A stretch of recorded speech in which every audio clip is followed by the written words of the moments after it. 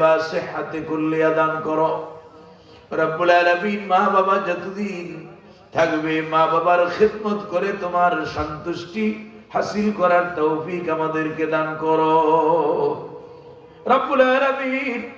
আমাদের দেশের উপরে তোমার খাস রহমত নাজিল করো রব্বুল আলামিন।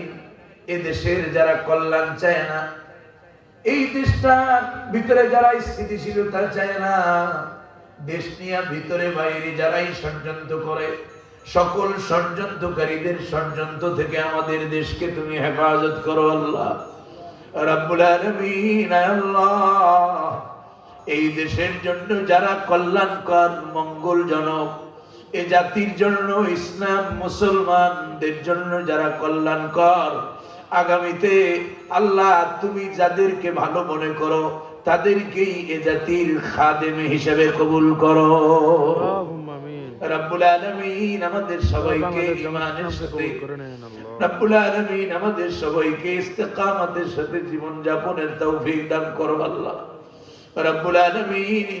तमाम পৃথিবীর মুসলমানেরা আজ নানান ভাবে কাফের আর মুশরিকদের ষড়যন্ত্রের শিকার। तमाम পৃথিবীর মুসলমানদেরকে তুমি সকল ষড়যন্ত্র থেকে তুমি হেফাজত করো আল্লাহ রব্বুল আলামিন। আমাদের দেশের উপরে তোমার রহমত নাজিল করো, तमाम পৃথিবীর মুসলমানদেরকে হেফাজত করো আল্লাহ। যার যে সমস্যা আছে দূর করে দাও, কঠিন দুরারোগ্য ব্যাধি থেকে আমাদের সবাইকে নাজাত দান করো আল্লাহ। কঠিন রোগ ব্যাধি থেকে আমাদেরকে হেফাজত করো আল্লাহ। আমাদেরকে সুস্থতার জীবন দান করো রব্বানা।